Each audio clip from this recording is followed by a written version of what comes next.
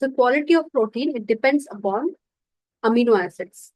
Proteins are made up of amino acids, but we are more focused on how much essential amino acids would be there in a source of protein. If a source of protein has all the essential amino acid, it means it's a really good source of protein. Okay. If it does not have enough amount of amino acids, some either few, 3, 4 amino acids or 1 or 2 amino acids, not a good source of protein. Okay. So quality of protein, what does it determine? How do you say, okay, chicken is a really good source of protein. Soy is a really good source of protein. Milk is a good source of protein. Okay, they are the best source of protein. Egg, it's a good source of protein. It's a complete protein. Why do we use these terms like it's a complete protein? Why? Because it has all the essential amino acids. Amino acids are non-essential, essential. Essential is what we are focused on because that our body cannot make. Only a food can give us that essential amino acids. So if there is a food that is giving us all the essential amino acids with just one form of food that is giving all the essential amino acids, we are happy with that. So it's a good quality protein. Okay. So usually diastore is used to justify the quality of protein. Dias stands for digestibility. Okay. Of indispensable amino acid score. That is the full form of diastore. Okay. We'll see that later. So in this graph, you can see the best source of protein. It naturally comes from milk protein, casein, whey protein, egg, beef, and then it comes your cooked peas and soy protein.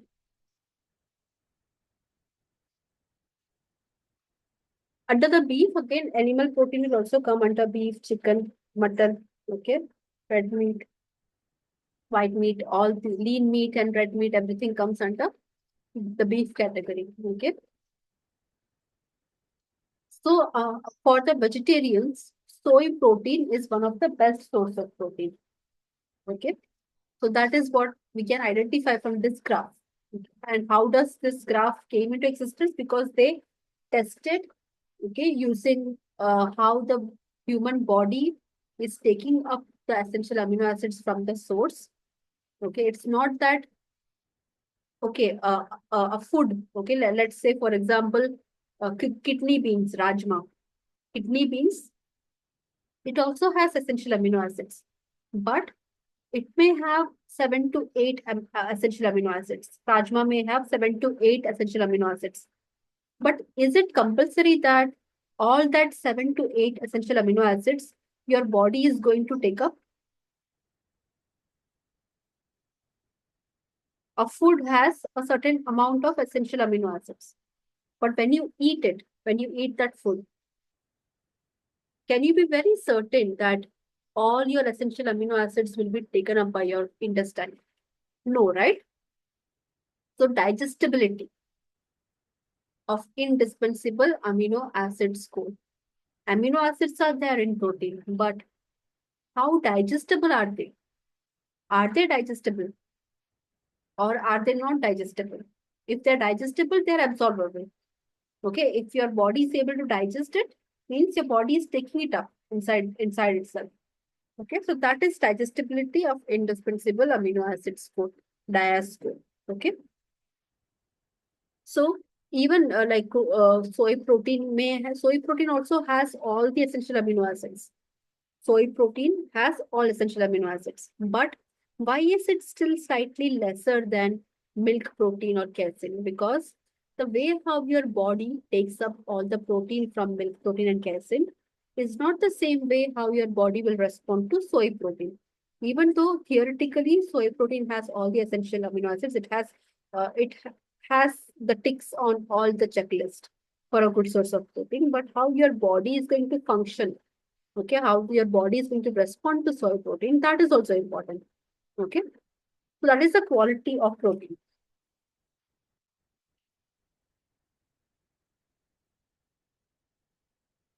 And then we have a lot of biological assays.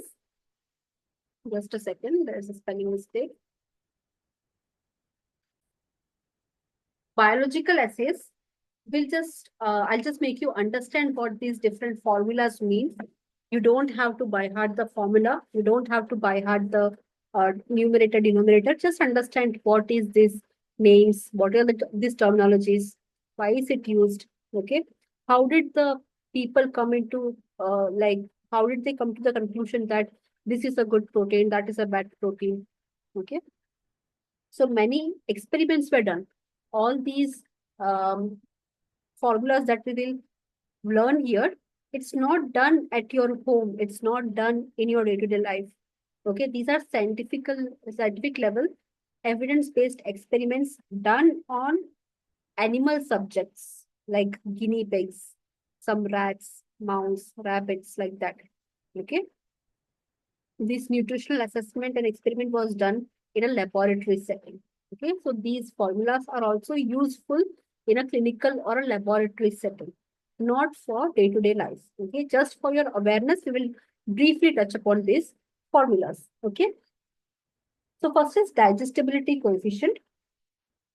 It means digestibility, how well your body is able to ingest it, absorb it, break down it. Okay, and once something is digested, it will be in your blood.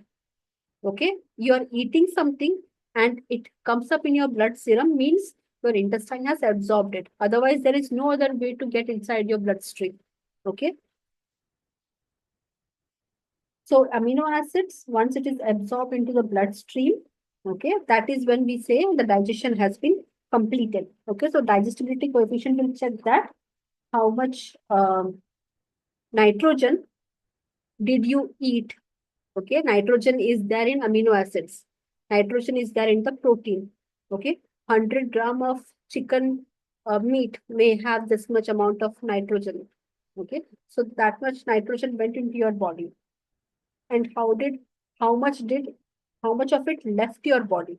Through your feces. Okay, through feces, how much nitrogen left your body?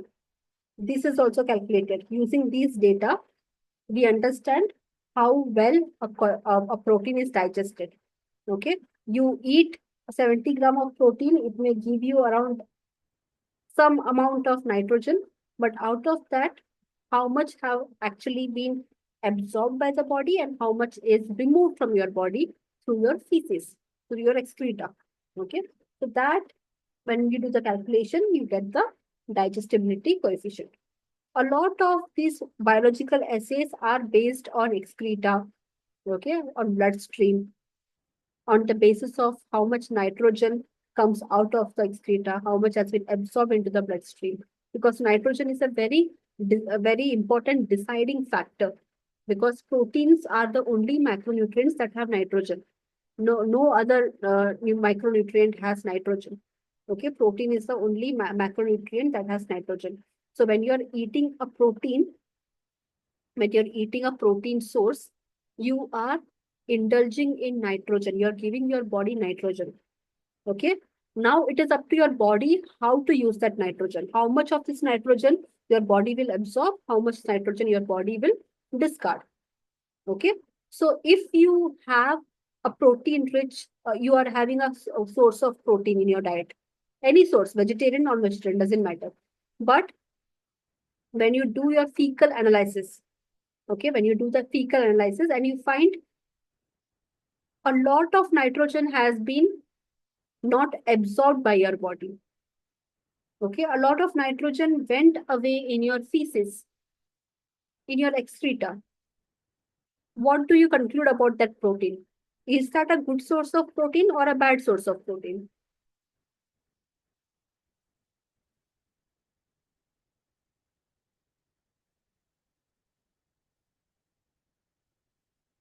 Yeah, it is a bad source of protein because if it was a good source of protein, maximum of the nitrogen will be taken up by your intestine, not discarded out of your body. Okay, so that is digestibility coefficient. Okay. Then you have biological value. Again, this is also based on an experiment in which the urine species nitrogen was checked. Okay, in this experiment, rats were used, albino rats were used, who were just very young rats. Okay, 28 days old rats were used, albino rats. Uh, they were divided into two groups. One group got no protein at all in their diet. The other group got at least 10% of protein in their diet for 10 days. For 10 days, you take two groups of rats of same age. Age is important. 28 days old, very young albino rats were taken. Okay. One group of rat got protein-based diet, 10% protein-based diet. The other group had no protein at all in their diet, zero protein diet, no source of nitrogen at all. Okay. And then after 10 days, assessment was done based on the feces, urine. Okay.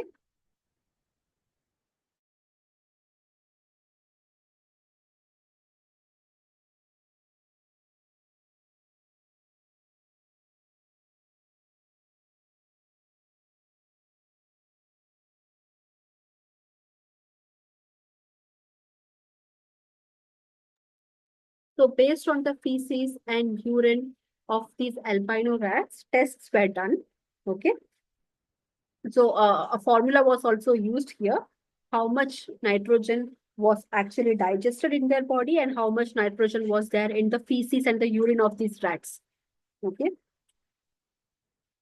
So it was seen that the rats who were on no protein diet at all, they could not maintain their weight. They lost their weight. The rats, who didn't had protein at all in their diet, they lost their weight. And the group of the rats who got 10% of the protein in their diet, okay, they grew well. Okay, they had their enough amount of growth as per their age. So that's how biological value formula is used. Okay.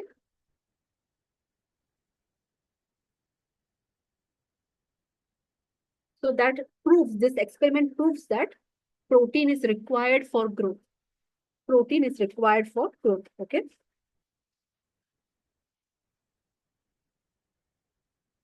The next essay is NPU, net protein utilization. So again, the total protein what was used by your body, the same formula. Formula is slightly different, but the principle is same. How much nitrogen is left back in your body and how much nitrogen you actually took. Okay, how much nitrogen you ate, and out of that, how much was left back in your body. Again, here in the same albino rat group was used, who were just 28 days old. Okay, one group was given non-protein diet, no protein at all. The other group was given 10% protein in their diet for 10 days. Okay, and here it was a cruel experiment where at the end of the 10 days, all these animals were killed. Okay, these rats were killed to find out their body nitrogen levels. You know why? Because we do not want look at the formula. Okay, look at the formula of biological value and net protein utilization. What difference do you see in biological value formula and net protein utilization formula in your textbook? What is the difference that you see?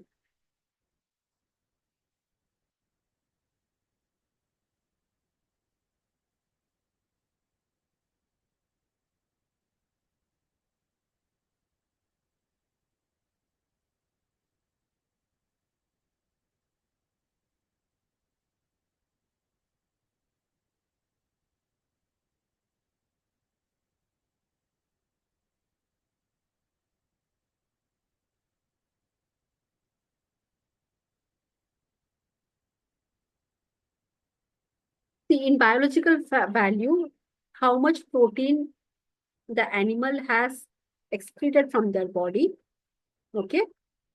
How much nitrogen was excreted in the body, that was of the concern. So feces and urine was important, for which the animal has to be alive. But in NPU, we want to see how much protein is retained in the body. Okay, how much nitrogen is retained in the body.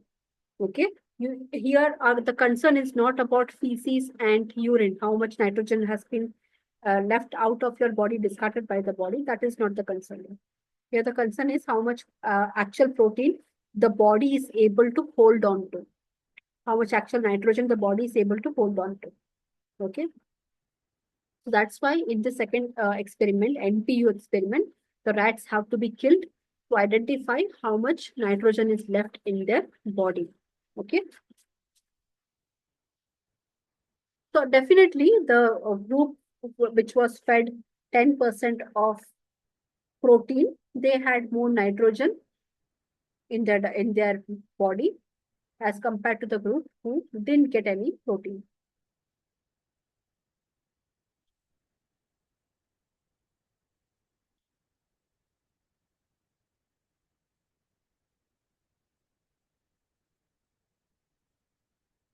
Then you have net protein, then dietary protein utilization ratio or net protein energy ratio. So protein, as you know, protein also gives you energy. Okay, protein gives you energy. So how much energy is this protein giving? And how much of this energy can be used uh, uh, by whoever is taking that protein? Okay, we are finding that answer out. We are not finding how much nitrogen has been retained or how much nitrogen has been excreted. Here the focus is about energy. Okay, protein is also a source of energy. So here the focus shifts towards energy that the protein can give. Okay,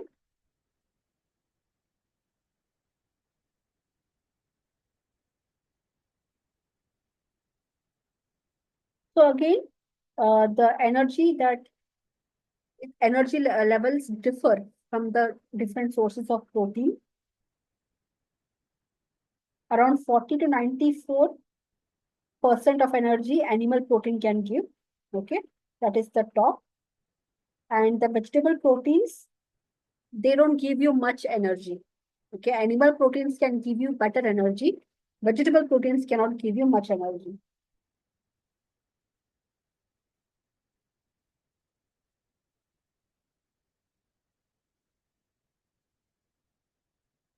Then you have the protein efficiency ratio. So how efficient is your protein? But in terms of what? In terms of weight gain. Okay, because as we know, protein is required for growth, weight management. Okay, so how much weight gain can 1 gram of protein give? Okay, so for this also experiment was done on young rats, and they for one month this experiment was conducted. One group of rat was given the 10% of protein, okay, and the one group was not given any source of protein. The group that received protein at the end of the experiments, their weight, the average weight gain was checked. Okay, at the start of the experiment, they will measure all the they will check the weight of all the rats. Okay, after 4 weeks, again they will check the weight of all the rats that were in the experiment. Okay, the average of the weight gain will be checked between the two groups, the one that received protein, the one that did not receive protein. So definitely the group that received protein, they had more weight gain. Okay, that's how protein efficiency ratio is used to see how well a protein can assist in weight gain.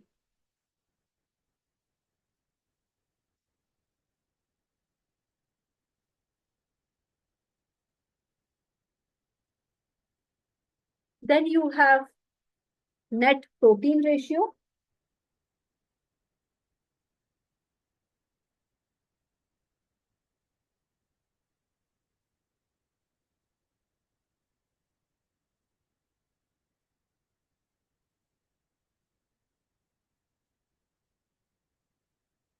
So again, here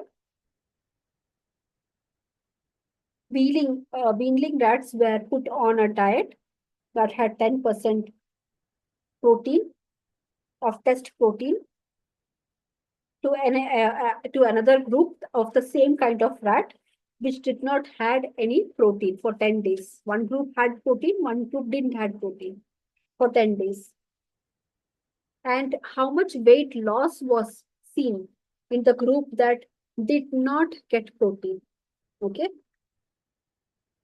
And that was compared to the weight gain of the test group. So one group gained weight, one group lost weight. These two data was collected. Both of this data is required to identify the net protein ratio.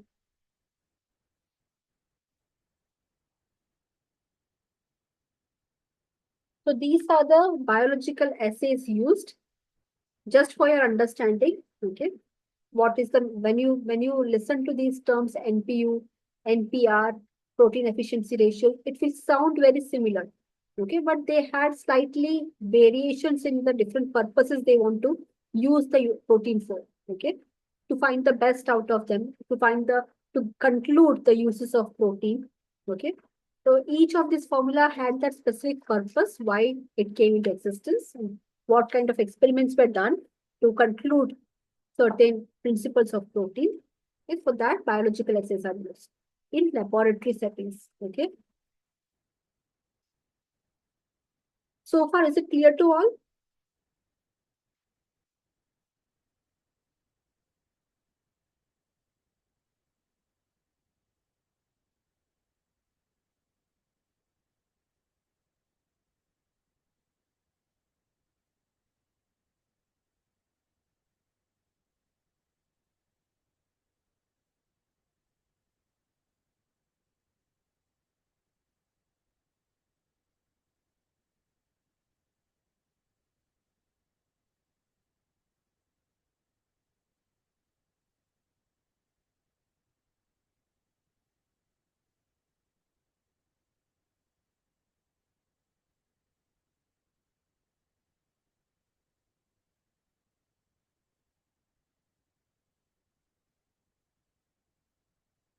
So next is the scoring systems.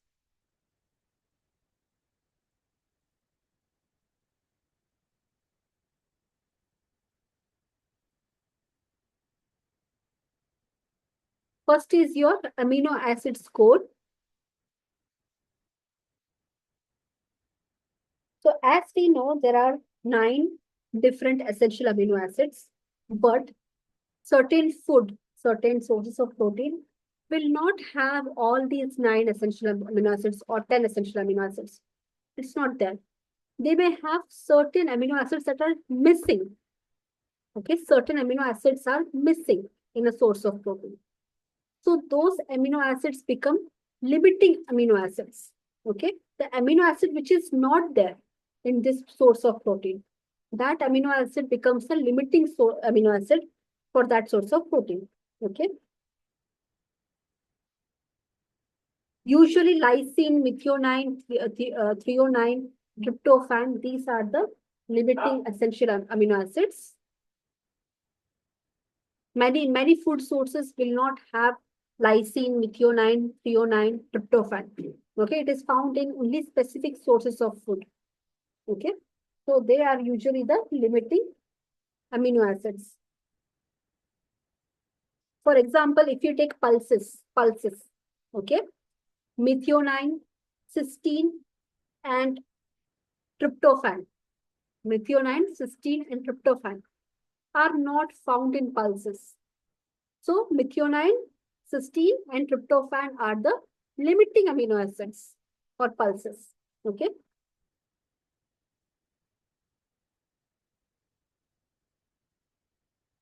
Milk has all essential amino acids. Will there be a limiting amino acid in milk?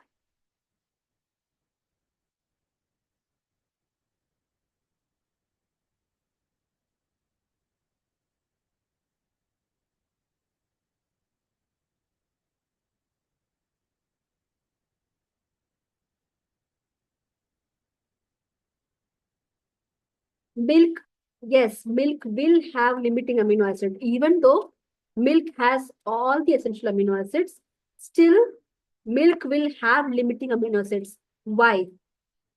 Essential amino acids are present in percentages.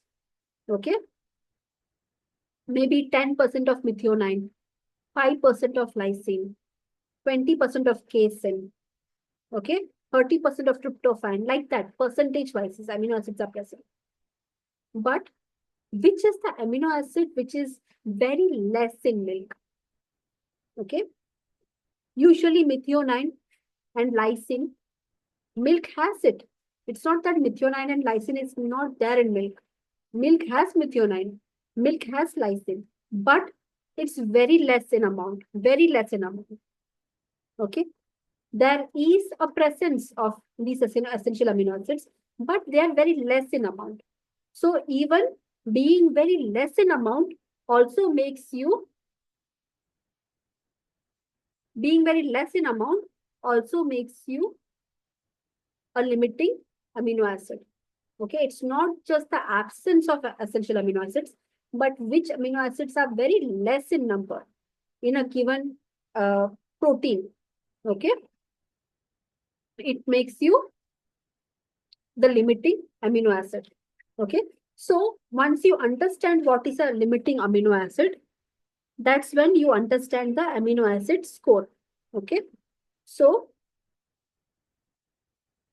here we have to find out the mg, the mg of the microgram of amino acid in 1 gram of test protein divided by the microgram of amino that particular amino acid in 1 gram of best protein. Usually we take egg or milk. Okay, egg and casein. Okay, egg and casein source of milk. These are the um, reference proteins always used, because in eggs we have all the essential amino acids in the right quantity, as I mentioned. Okay, milk, even though it is a complete protein, but still it has a limiting amino acid because certain amino acids are present in very less amount. Okay, which is not enough for human requirement. But egg is a source of protein which has all the essential amino acids in the very perfect amount. Okay, the percentages given to each amino acid in egg is very well adaptable for human body system. Okay, so usually we use egg as a reference protein. So whenever you come up with a new source of protein, you have to compare it. You have to compare the limiting amino acid of that protein with eggs. Okay, if it is methionine, okay, methionine, how much mg of methionine is there in 1 gram of soya chunk divided by how much mg of methionine is present in 1 gram of egg. Okay, egg, let's say it is our reference protein. It is one of the best protein. So let's say egg is our reference protein. Okay, so you have to compare it like that. Maybe cysteine. How much mg of cysteine is present in 1 gram of soya chunk divided by how much mg of cysteine is present in 1 gram of egg. Okay, you cannot do tryptophan and cysteine. Up it is denominator is tryptophan, numerator is cysteine. No, you have to always use the same kind of amino acid to compare with each other. Okay, if it is lysine, how much mg of lysine is present in 1 gram of milk divided by how much mg of lysine is present in 1 gram of egg. Okay, so like that, amino acid scores are checked. Okay.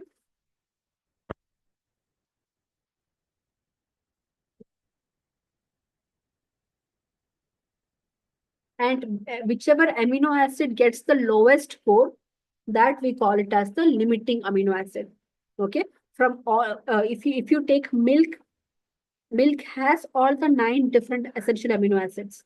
Okay, but when you compare milk with eggs, that is when you find out which is the best. Okay,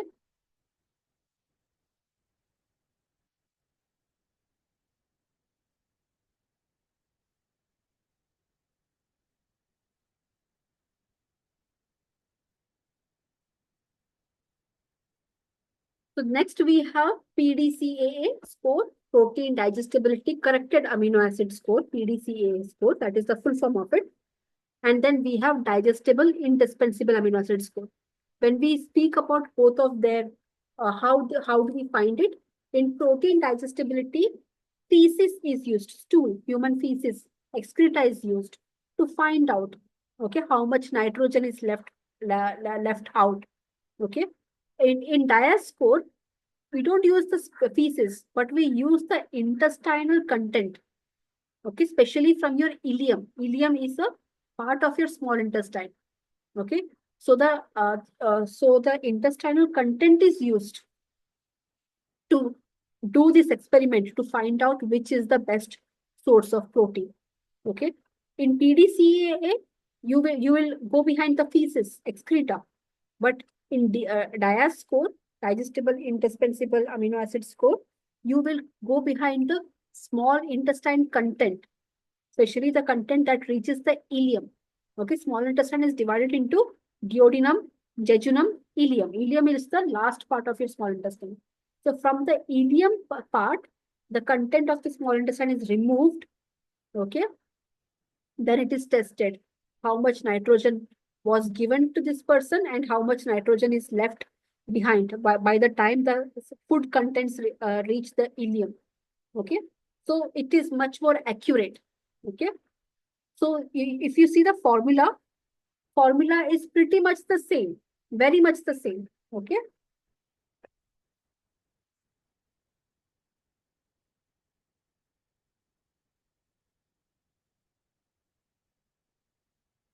you can see here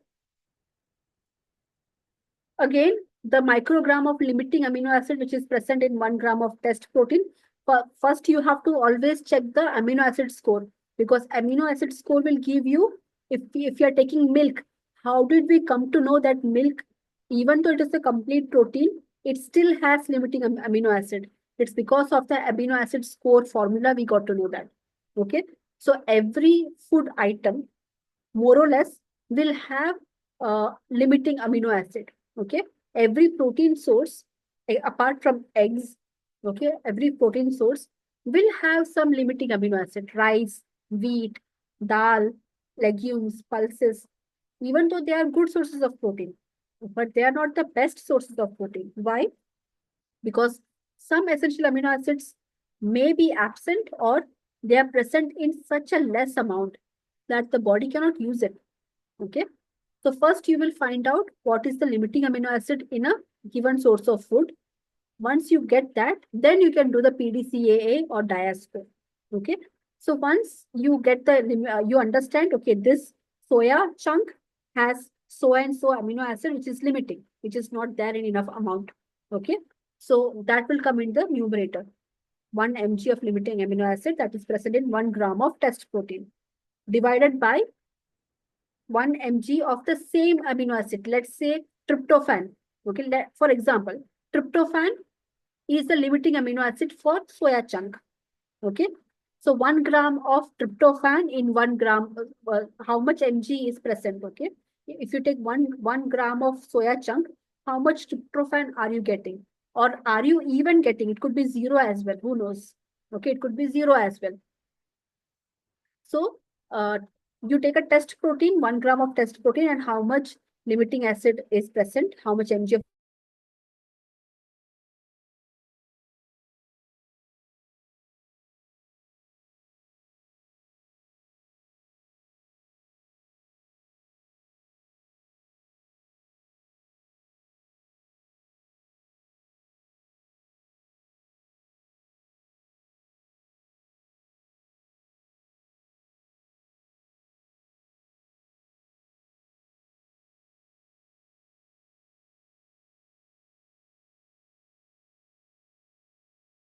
Am I audible? Is my screen visible?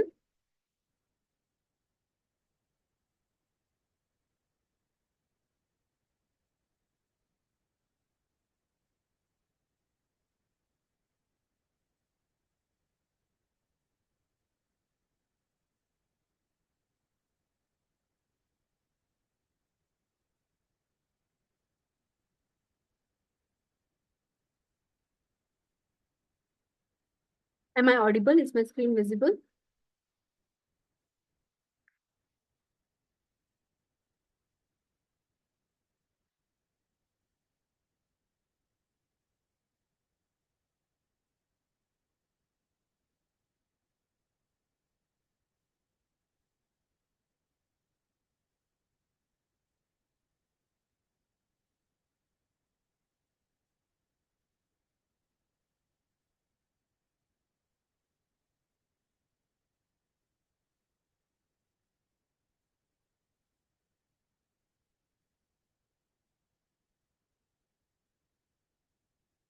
Okay, so that is how the PDCA score is checked.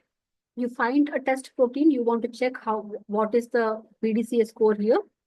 Okay, 1 gram of limiting amino acid which is present in a soya chunk divided by the same in 1 gram of egg, how much is that limiting the same amino acid multiplied by digestibility, which means how much protein was left in the stools. Okay, so from that you will get the PDCA score.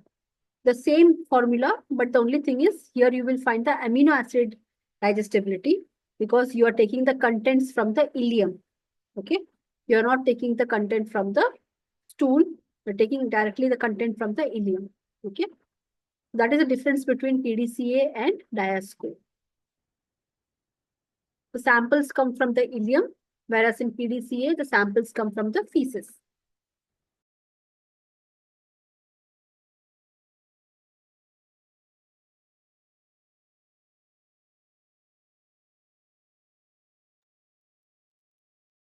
So in PDCAA, if there is no protein, okay, because we want to see how much protein is there in the stool, how much nitrogen is there in the stool. Okay, if there is no nitrogen in the stool or if there is no protein in the stool, PDCA score will assume that okay, it was a good quality protein because entirely everything was absorbed by the body. Okay, but DIAS score is not like that. Okay, it does not go behind the stool. It takes the content directly from the ileum because what was not digested by your small intestine, what your body could not digest, reaches the ileum, and from there it will go into the large intestine. Large intestine cannot take protein at all. Large intestine can only take water and electrolytes. Okay, the large intestine can only absorb water and electrolytes. Small intestine can break down amino acids and absorb it. Okay, so if a protein has reached till ileum, it means it was not digested well. The body was not absorbing it well. That's why DIAS score, the results of DIAS score depends on ileum. Okay, because if a protein reached till ileum means it was not successfully digested by the intestine. Okay, from the ileum directly it will get into the large intestine where protein will not be digested, will not be absorbed. It can be lost. Protein could be lost, but it will not be absorbed. Okay. And DIAS score is, that's why DIAS score is much more accurate as compared to PDCAA. Okay. So is it clear to all? DIAS score, PDCA score, amino acid score and all. Is it clear to all?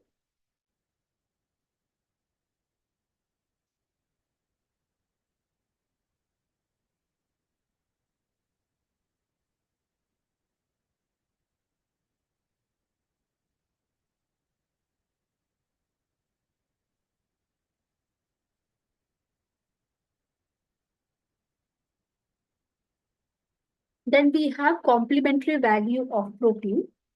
The proteins that complement each other. Okay. Why is that idli sambar, idli chutney, okay, khichdi, dal rice, okay, legumes and pulses? Why is it that people are so happy and content with these kind of food? Because it is a complete protein. When you combine these different food together, you get the complete source of protein. Okay. So that is complementary value of proteins.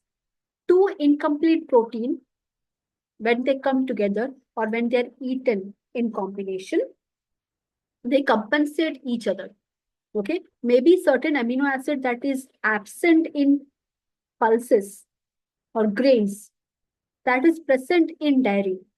So when you eat kheer, paisam, or curd rice, kheer, paisam, curd rice, when you eat that, you're doing, you're combining grains and dairy. Okay, when you make kheer, you want milk, you want rice. Okay, that is how you make kheer. So whatever uh, amino acid was limiting in dairy, grains have that. Whatever amino acid was absent in the grains, milk has it. Okay, so together when you take it, you are having a complete source of protein like that. Okay, so some combinations of that: idli, dosa, khichdi, chapati, chana, combination of cereals and legumes. Okay, chana masala and puri, chole bhature. Why is it so famous, these combinations? Why they are famous? Because they complement each other. Protein, from the point of view of protein, they complement each other. Then cereals and milk products, payasam, that is kheer, paneer and pulao. Okay, paneer pulao, cheese sandwich, curd rice, pasta with cheese sauce. Okay, it is a combination of dairy and grains, completes each other.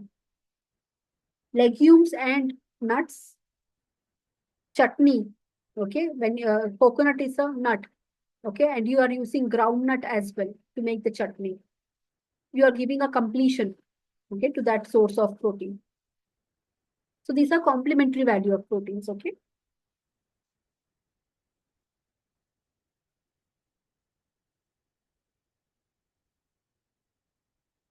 So requirements, you can refer the table number or ICMR data you can refer. Sources are also there. You can, that you have to do self-study. You have to read, because good sources of protein, nowadays everyone will ask you, what is a good source of protein? What is the best source of animal protein? What is the best source of plant source of protein? It's given in the textbook. That is your self-study. Okay, you have to have the knowledge of it. Page numbers may be slightly different, but see, at the last part of this chapter, you will find the requirements, RD and sources. Okay. So that's all for today. If you have any queries, you can mention it.